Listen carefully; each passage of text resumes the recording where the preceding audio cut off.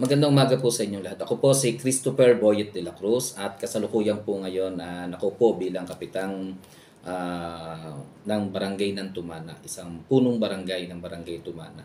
At ako po ngayon ay kasalukuyang pinagkatiwalaan po ng Anak Kalusugang Party List. At kung papalarin po, ako po ay third nominee. Gayun pa man, meron na po tayong nakaupo na first nominee na ngayon ay incumbent na si Kong Ray Reyes at tayo po ay third nominee.